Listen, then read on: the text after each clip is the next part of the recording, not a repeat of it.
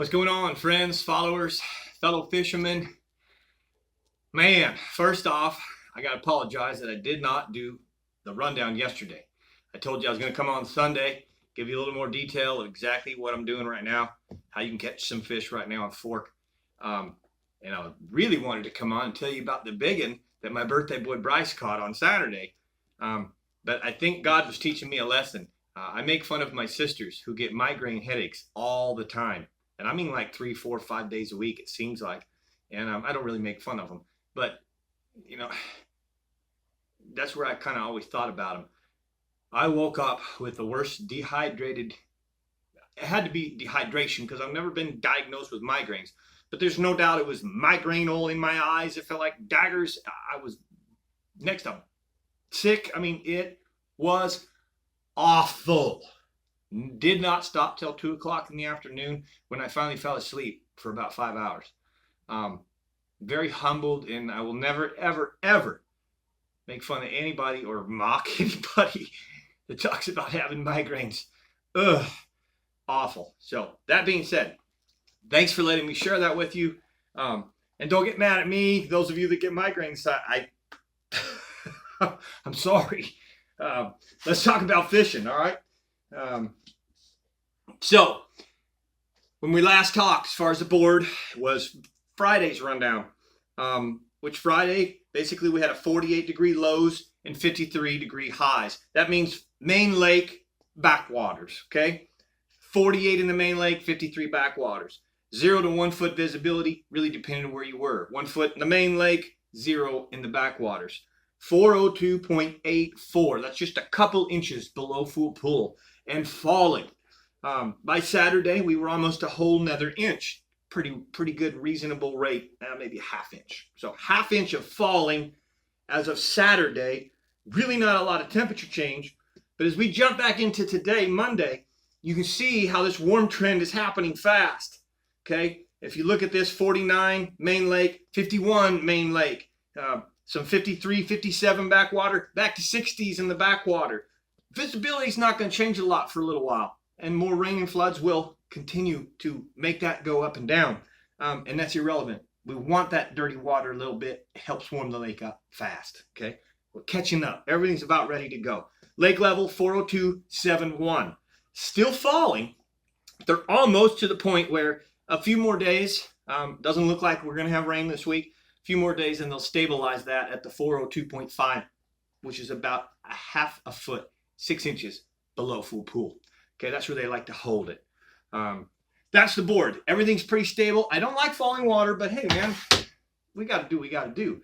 And this week's weather looks to be awesome. We have a new moon coming, so the fish are coming in. I noticed other guides are really starting to pick up the bigger fish. We stuck a giant on Saturday. Man, his energy and adrenaline was so contagious that I found myself shaking. And for quite some time, it was really awesome experience on the boat. That fish, believe it or not, did not make the double digits. It was just just shy of 9 pounds range. Short is why. Very young fish. If you go back and look closely at the pictures, you'll see that she has a smaller mouth, doesn't have that traditional bug eye.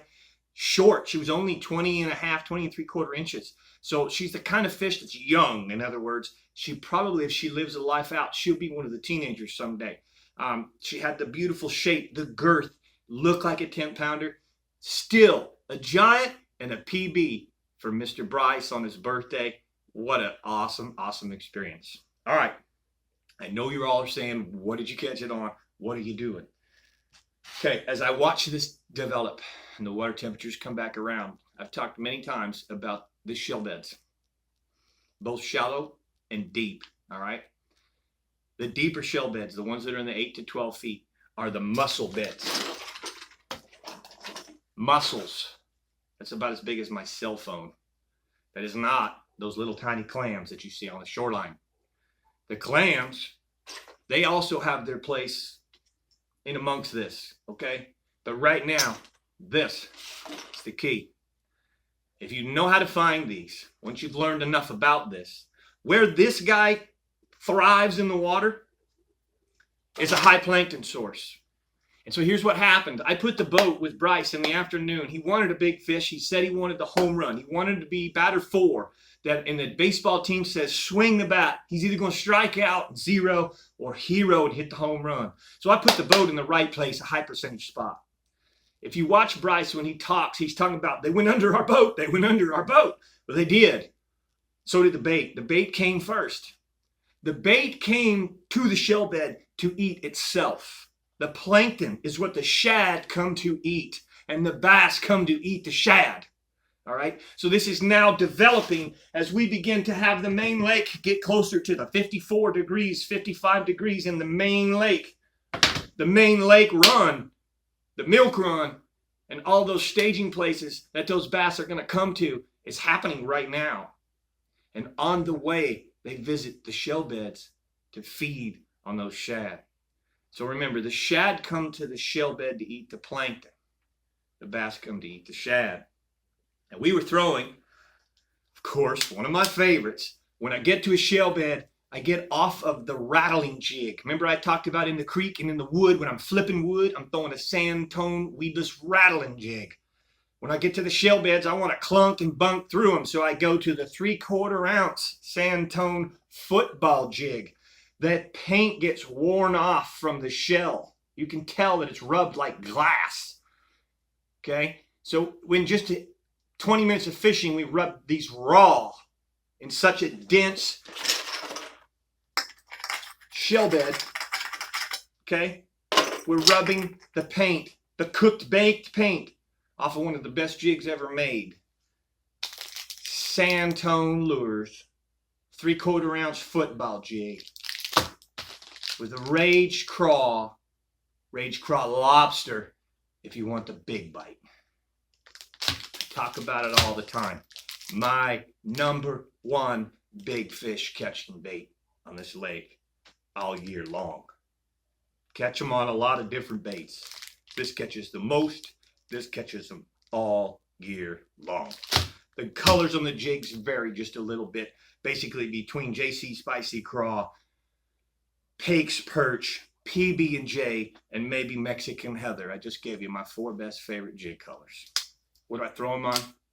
And of course, I'm going to throw it on the signature rod that I kind of really put together, in essence, with real-time rods. So we're calling this this is McFarland's signatures are simple little things. It's a titanium tip. It's your keeper here on the bottom. If you do a cork grip, then they're going to shrink wrap it. I'm switched to the foam grips any more these days. But this is the real-time rods, MB 7'3", 1530 with the McFarland signatures. On the jig rod, I'm going to run 20-pound tests, and I run a Tatula 100XS 8.1 gear ratio. I want to rip these fish to the surface and bring them home. No messing around. I do not want them going back to the trees. I'm hunting giants. They get in the trees, they're gone. This rod, this outfit, this line, 20-pound fluorocarbon, and this jig gets it done. Okay? That's #1 way I'm going to be fishing a whole lot for the next several months in the shell beds.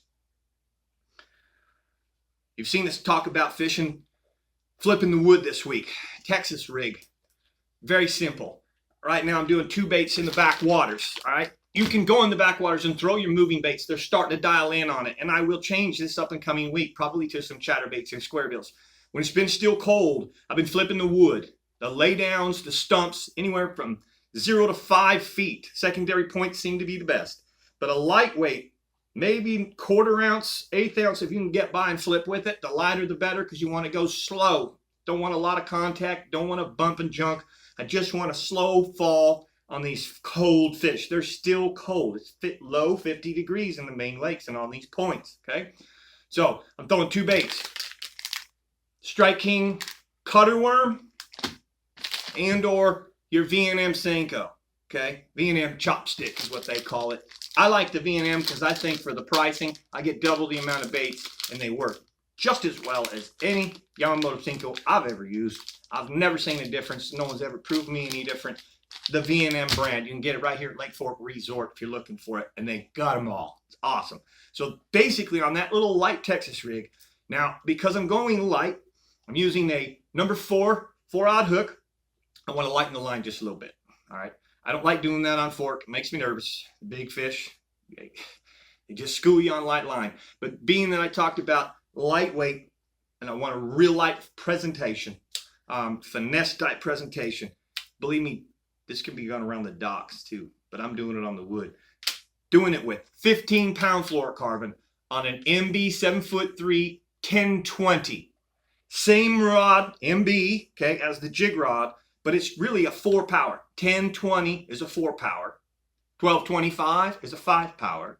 And a 1530, as I just showed you, is a 6-power. And that's all you need for catching giant bass, okay? 15-pound test fluorocarbon, as I talked about. The reel now. The reel's going to be a little different. Sometimes I do some different things with this, so I've stepped up to a Tatula 150, okay? It's just a standard 7-to-1 gear ratio, okay? That works perfect for that. All right, so I talked about the baits, the V&M. Realistically, that is the 2 ways that I caught fish last week. All right, and that's what I'm going to continue doing this week. As it warms up, I'm going to I'm going to give you some projection. It's warming this week. We have a new moon coming by Saturday. The fish are on the move. So I'm going to be putting the boat in the morning for the first several hours in a strategic place where they come to me, as they come in from these deeper places, as they migrate in from winter homes to these shallow backwaters. I will put the boat in the strategic places. As the afternoon comes, I'm going to go to the feeding tables, the shell beds, okay? Basically, the couple of baits that I will incorporate. Same stuff, I'm going to incorporate adding a Carolina rig. Now that the bait's coming up on these shell beds, I really like to do what Impact used to do, Mark Pack. And he does it 2 ways. Number 1, he's going to take a Carolina rig, and he's going to take a big old 1-ounce weight, long leader, and he's going to go with the 7-inch Impact shads, okay? Multiple different colors. You just got to throw the colors and see what they want. They'll get on one pattern 1 week and another color the next. This bluegill color for me is really cool. I love it. I do the tail chartreuse, but I also throw it on a wobble head, okay? This is one thing that I really like. Coming through the shell beds, I love dragging the jig. Yeah. Drag this. Watch what happens. You'll get your arm hurt, okay? You get bit on this in one of these shell beds and this time of year, and you'll be really happy.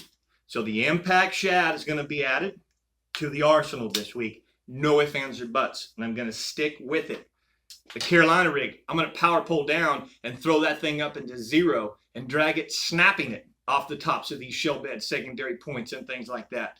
Shallow ledges even, little ledges that are at 5 feet. Throw it up on 2 and snap it off those ledges where those fish stage to come in to the shallow water. All right. And the final thing, quite possibly one of the funnest ways in this time of year, and if it's done right, and I'm not the best at it, but the milk run with big swim baits and glide baits, okay? That's one other bait. I'll get you here.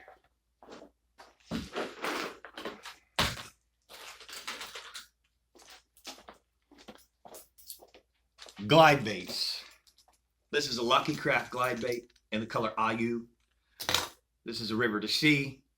I've got some other baits inside that I'm going to, some Depths 100s, Depths 250, that's a giant bait. But generally, the most common, the most easy to use right now, and the most true running bait, simplified to do, is a 316 line through, okay? You will see me talk about this week. You will see us catch fish on this week. As a matter of fact, I got a buddy out there who caught 2 big ones on it today. Okay, this right here being the weedless line through, it's going to throw shallow, and then the line through shallow. The weedless version is where I'm going to put that heavy 1-ounce Impact structure guard swim bait hook. See the structure guard? I'm going to bounce this through the shell beds, and I'm going to throw this on a lot of those shallow red clay shallow points. Okay, hang on. As I get bit by that baby, we taking pictures. All right. That's the gist of what I'm going to do. I'm not going to talk about what I'm throwing this on yet because I'll give you some more later on in the week. We get to throwing this and then we'll tell you about what we throw it on. All right? The glide bait's the same thing. Such a simple bait. You really throw it up there onto the structure and you reel, stop. Reel, stop. And you kind of even can make like simple erratic movements, but you just want to get it going like this and then you stop and it glides off. And you get it swimming again, and it glides off. So it's just a nice, steady stop, stop, stop. Make it random, make it mixed up. Figure out a cadence, a 1, 2, 1, 2, 1, 2, 1, 2. That's a cadence, or a 1, 2, 3, 1, 2, 3, 1, 2, 3, 4, 1, 2. You follow me? Anyway, that's what we're gonna be doing this week. Look forward to it. There's gonna be some big fish caught. You're gonna see some giant fish coming out of this lake this week as they progress in to spawn.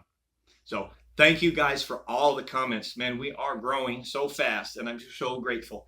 I'm running into you guys all the time and you're thanking me and I just give it right back to you. So without you, I can't be here there's no one to talk to. So I really do appreciate and love the fact that you're enjoying this. Don't forget to give me the thumbs up. That really ensures me that you're enjoying what we're doing. Don't forget to comment below. If you got some ideas or something that I can elaborate on, if you were confused, private message me then if you don't want to put it out there. But I'll do my best to answer any question you can ask, okay? If I don't know, I'll tell you. Usually, if you know me, I'm going to have some kind of answer.